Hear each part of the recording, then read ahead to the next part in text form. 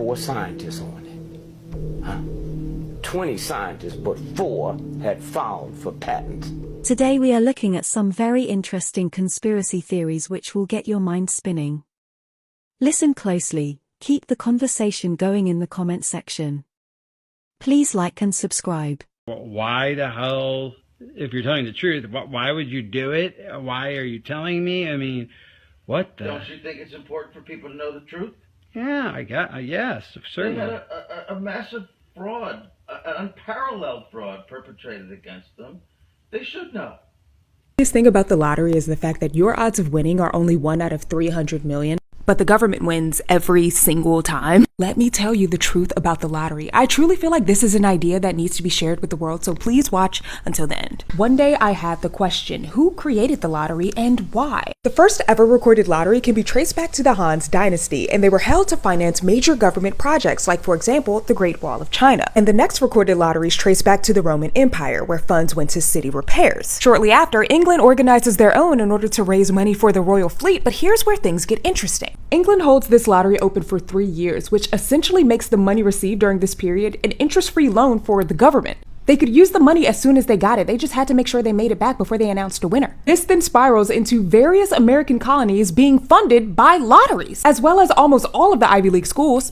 Princeton, Harvard, Columbia, all of them. Okay, so don't you see what's happening? The lottery is just a way for governments to raise money with no questions asked. Even Fortune.com literally says that the Powerball basically functions as a tax. And it's right in our faces. Like, did you know that the Mega Millions is literally owned by the state of Illinois? Okay, so now let me tell you why I think that this is so profound. The lottery proves that Americans can effectively put their money into a single pot. And as long as one person wins, everyone else is motivated to play. So why not organize our own lottery and deliberately put that money towards something that we want? In 2021, Americans spent $105 billion on lotteries. Do you know what we could do with that money? We could power every household with solar energy. We could pay for college tuition for every 2 out of 3 people. We could literally buy OpenAI. We can buy Twitter back from Elon Musk and make it a public good. Am I crazy, or is this actually an idea worth spreading? We have so much more power than we realize. The craziest thing about the lottery is evil, vicious Navy bases in the history of the planet. They do stuff that would make like Santa Claus. Diego Garcia. So Wait. Sorry. Diego Garcia. That's where that first Malaysian plane is. That's where it landed. It had 4 scientists on it. Huh? 20 scientists, but 4 had filed for patents. It was Malaysia, but they worked out of Austin, Texas, for Texas Instrument.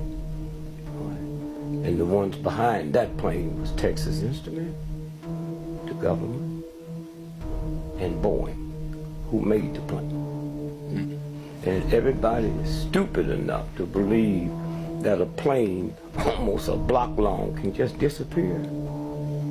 With the electronics we have, next generation of cars will come out, there'll be no driver. So we got 4 of those top scientists that had filed for patents worth $400 billion. And then here's a friend of yours who's with us. So 5 of us filed for patents. If we die before the patent is granted, then your brother, who wasn't on the plane with us, he owns them all. So those 4 scientists, and the 5th person was the Carlyle Group. They own them all now.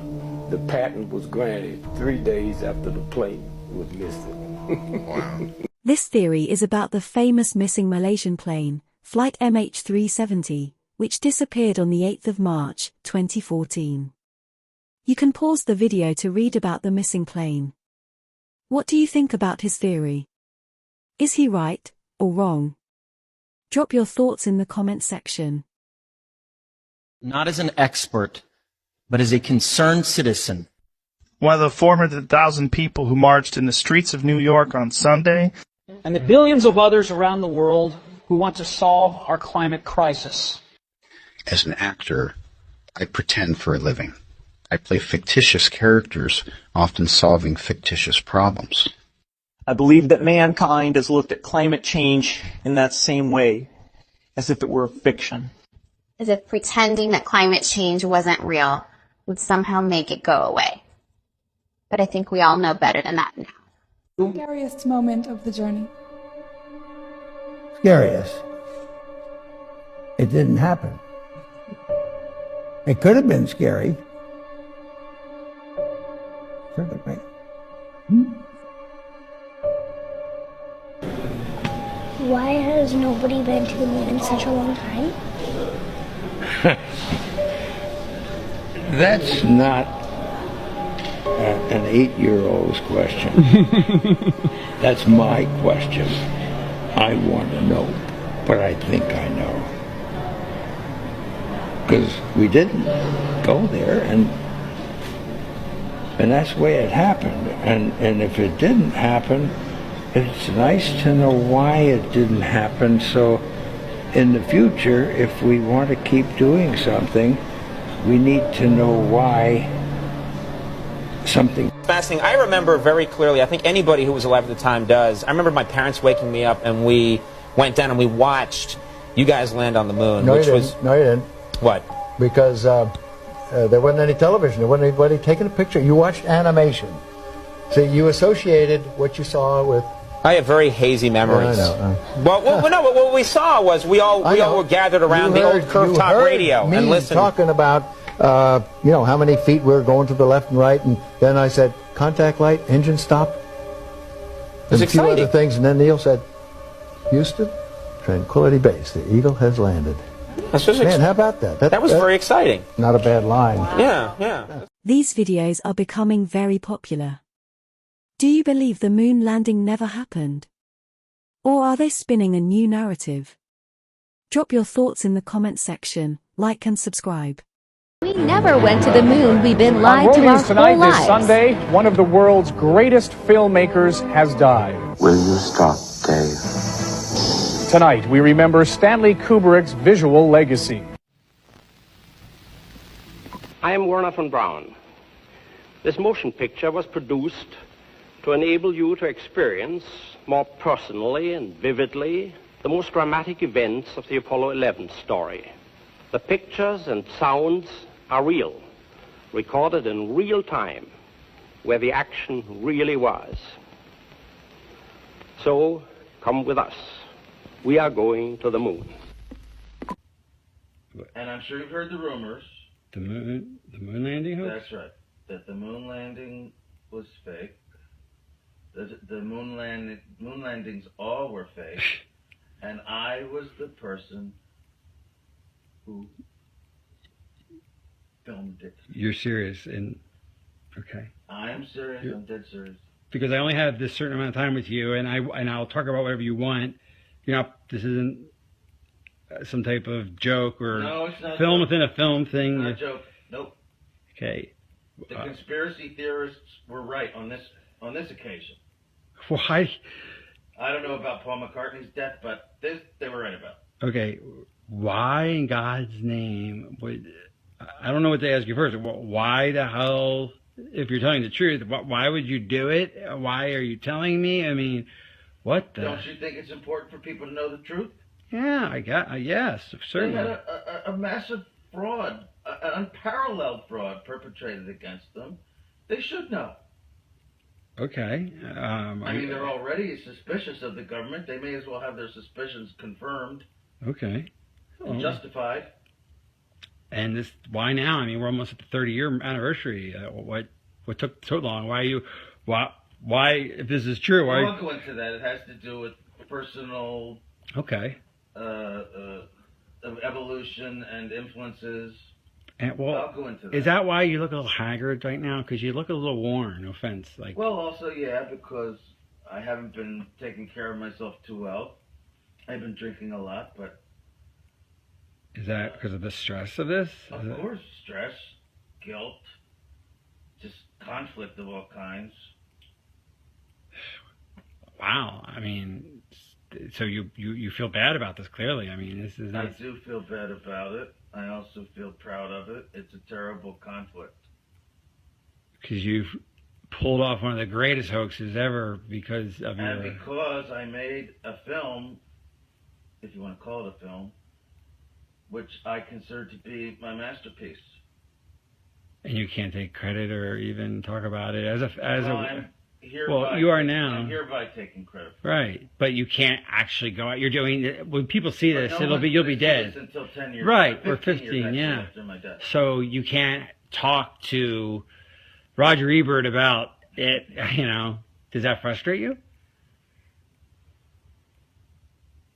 I have to pay the consequences for the decision that I made many years ago to go along with this. Like a deal with the devil. It's Faustian, to be sure. Because, and is that why you got such power in Hollywood? I mean, that would explain that. Why I have the freedom I have, that was part of it, yes. So they said, do this moon thing and we'll give you... When I made Spartacus, I didn't have this kind of freedom. Right. But I have it now. So what came And first, the genius or the fraud? NASA's doing. Well, what came first, the genius or the fraud? I mean, did the fraud enable the genius, or was the genius released I'd like the fraud? to think the genius came first. Right. But some frauds are hard to bypass, especially if you have an ego and you're an artist and you're presented with a challenge, the likes of which you've never seen and will probably never see again. You don't even think of the morality of it. You're just completely swept away by the flattery of it and the juices inside you, which make you want to do it as the artist you are innately. You don't think of anything else. What a conflict. I mean, gosh, I can't imagine being presented with that opportunity. On one hand, I really would want to do it, but then I'd probably say, well, I'm committing a crime and lying and... It depends, but my guess would be, no, you if you're good, you would do it. I discussed this with Levinson, Barry Levinson.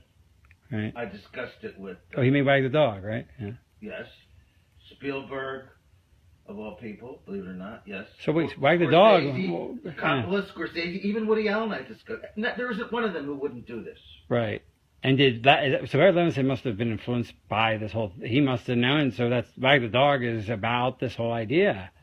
I mean, that's why... The character was named Stanley. Right. And he gets killed at the end because he demands credit. Here by Stanley Kubrick to more or less ensure the scientific integrity of the film, to make sure that it's very, very close in reality, but still we want to make certain that it has a base of reality. Before the end of the 60s, we will see a man to the moon, an American, and we're very proud that our country continues to produce these young men who go so far and carry with them so much. To put people on the moon and with enough fuel to enable